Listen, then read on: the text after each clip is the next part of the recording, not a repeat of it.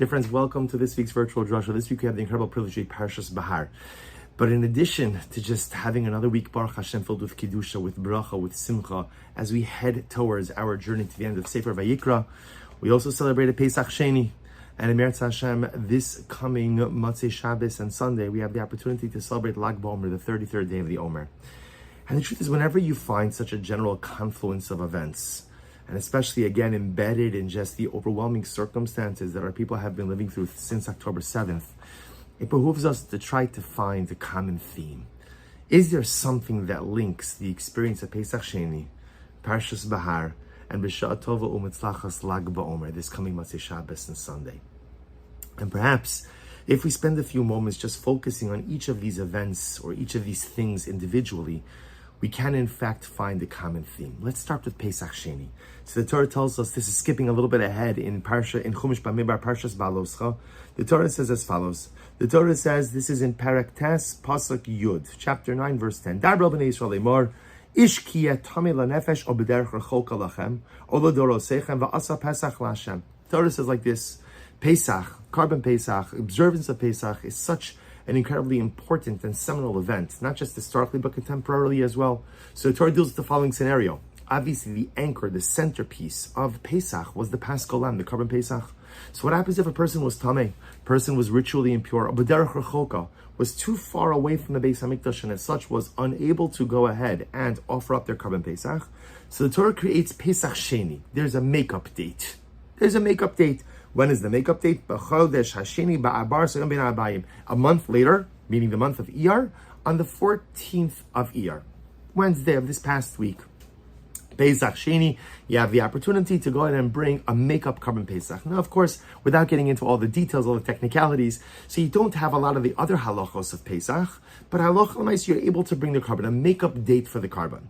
So there are two things which enable you to take advantage of Pesach Sheni. Number one is tamei. You're ritually impure, you couldn't bring a Carbon Pesach. Number two, a derech rechoka. You were too far away. And the Gemara discusses what exactly is too far. How far is far? But Rashi on the pasuk says something amazing. Rashi says, "B'derech rechoka lomar lo sherechoka vaday." Doesn't have to be necessarily that you're actually so physically far. Ela shahaya chutz lisekufas ha'azara kol zman shchita. But rather you were outside of the courtyard of the curtains of the courtyard of the Beis HaMikdash the entire time that they were shechting the Carbon Pesach on the 14th of Nisan. Meaning, I was geographically close. I was right outside of the Beis HaMikdash. But yet, I couldn't get in. I couldn't get inside. For whatever the reason, something held me back. Not that you're geographically far. Ella shayachutz lesekufas hazara kol zman shchita. You were outside of the curtains, outside of the confines of the courtyard of the Beis HaMikdash, where the shchita took place the entire time of the shchita. And the great tzaddik Rabbi Cheskel of Kazmir says something amazing. The Rebbe says that if you think about this a little bit, what an incredible metaphor. That sometimes we're so close to the Mikdash. Sometimes I'm so close to where I need to be, but yet I feel so far. Think about this guy, right? This guy, we'll call him Ruvain. So Ruvain is there. Ruvain is in Yerushalayim on the 14th of Nisan.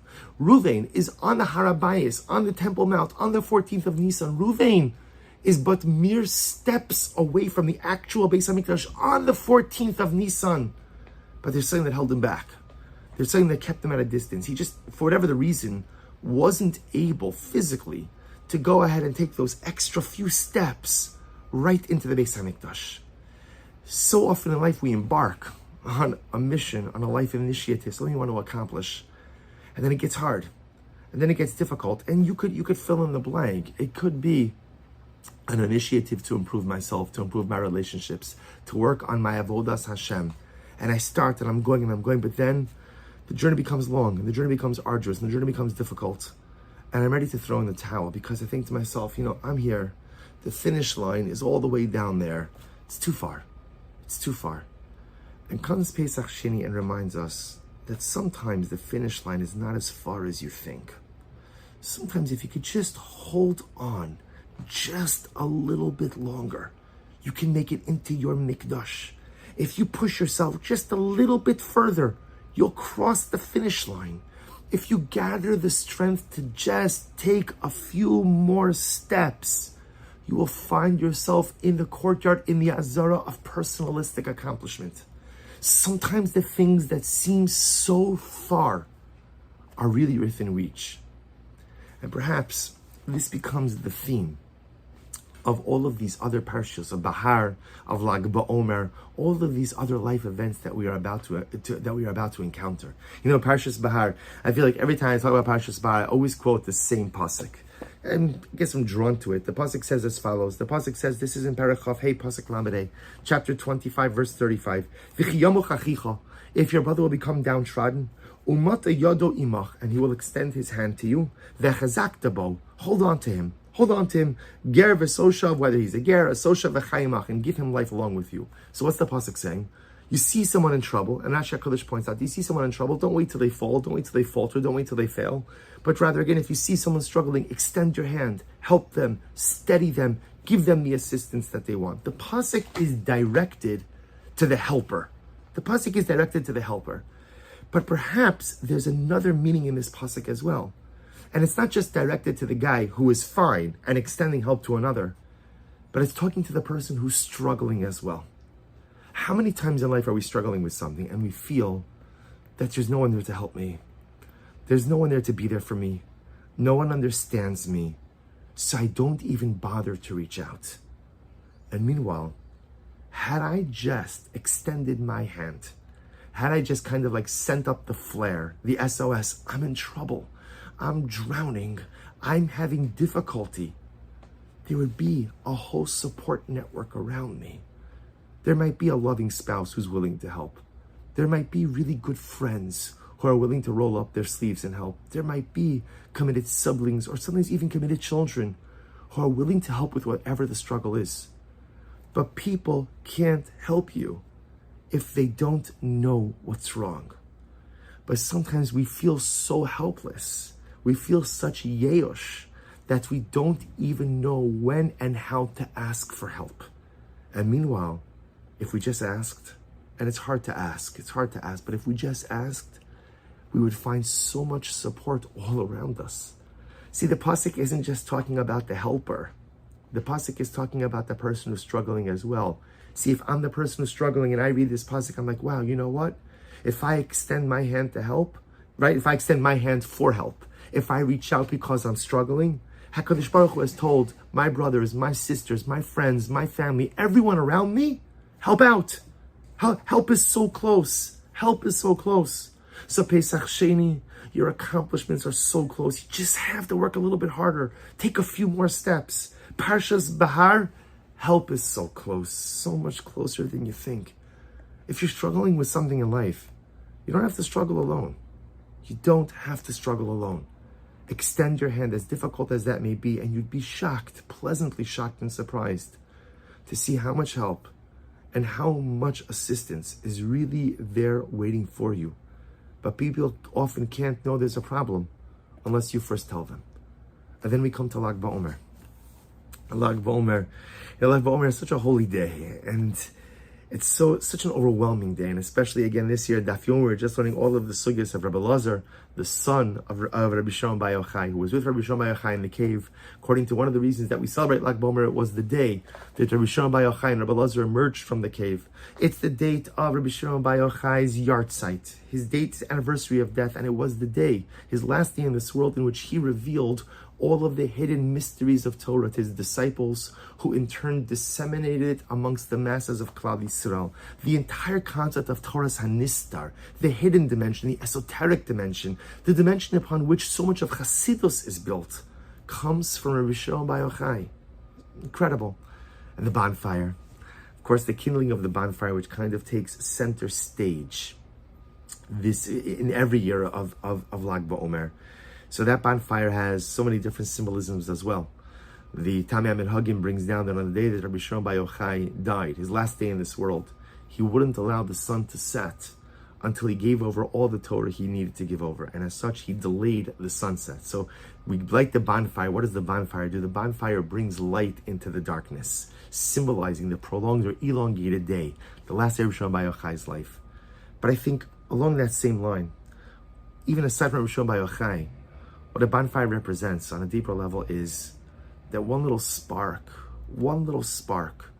could illuminate so much. That light is closer than you think. Sometimes we look at the darkness of the world, and we look at the darkness of our lives, look at the darkness of our circumstances. There are times in life where our personal circumstances are dark. And even if your life is perfect, there are times in our life where our national circumstances are dark. It's heavy. It's been the war since October 7th is an overwhelming experience. I know it sounds strange. Here I am 6,000 miles away. I don't have to put on a uniform. I don't have to carry a gun. I don't have to leave my family. But I feel it in my heart. I feel it in my heart every day. And just yesterday, with the release of new footage about those precious young girls, those soldiers being abducted, it's overwhelming. And it becomes so dark. And it becomes just so, sometimes we feel like we're walking around in a prolonged night. But then what happens? You light a bonfire. And what happens? Lag BaOmer comes and we're gathered around at night, right? The Lag BaOmer starts at night and it's dark outside, and then you light that little spark, and suddenly that little spark catches, and suddenly there's a raging fire, and suddenly that fire dispels and pushes away all of the darkness. And I realize something amazing, that light is so much closer than I ever thought. That the night is not going to last forever, that the night will come to an end, that this, like every other tzara, will fall under the umbrella of Shira Malos, B'Shuva Shemes, Shiva Sion, Hayinu Kechomim. There will come a day of redemption. There will come a day of Mashiach, when all of our pain, 2,000 years of pain, is like a dream. You wake up, you had a terrible nightmare, and you wake up, and that feeling of relief when you knew that it was a dream, not just that the nightmare is over, but that it was a dream, it wasn't real. That's going to be our feeling when Mashiach comes. All of the pain is going to slip away. And that light is so much closer than we think. Just like when you kindle that bonfire on Lag BaOmer, the night that was so dark, the light that's within reach dispels it so quickly. I realized, just like that fire could so quickly dispel the darkness, just like that bonfire could so quickly dispel the darkness, the light that we're searching for in life, as individuals, as a nation, it's within reach. It's going to be here soon. That Or Gadol, that great light is so much closer than we think. Mashiach is so much closer than we think. Just yesterday, the government shut down Meron for Lag BaOmer. Understandably so. Hezbollah is firing rockets. The truth is that I heard this, such a heartbreaking reality, that Meron is closed down. No one's going to Rashbi. They even shut down Rabbi Akiva's kever. No one's going to Rashbi. No one's going to Rabbi Akiva on Lag BaOmer. What's going on? Maybe Yichud Baruch was telling us it's okay. It's okay. Because the light is within reach. There's a greater light that's within reach. There's a greater fire that's within reach. And it's a fire that comes from within. If we believe that the great light of Mashiach is just a few steps away, it's closer than ever. And all we have to do is just believe in it in a little bit more, and do a little bit more, and act a little bit more. And that little fire, that little spark that's going to fan into a raging fire, it's closer than we could ever imagine. And perhaps that's the chut HaMeshulash. That is the 3-ply cord that brings all of these things together. Pesach Sheni, Parashas Bar, Lag BaOmer, all make us recognize that the things we want out of life are so much closer than we think. Pesach Sheni reminds us that personal accomplishment is often just steps away, even though it feels so far away. Just a few more steps, you'll get to where you need to. Parashas Behar reminds us that at the end of the day, the help that we need in life is so much closer than we even realize. We just have to find the courage to ask. And Lag BaOmer reminds us that the light, the great light, the Or Gadol, the light of Mashiach, for which we so badly pine, that light which is going to dispel all of the darkness, that light is so much closer than we even realize. Hallelujah, we should be Zochem Yirtzeh Hashem, to walk into our personal courtyard of accomplishment, to reach out for help if we need it, and to be able to greet the great light of Mashiach Mihira B'Yameinu. Amen. Wishing everyone a good Erev Shabbos, a beautiful Shabbos Kodesh, and an uplifting, luminescent Lag BaOmer.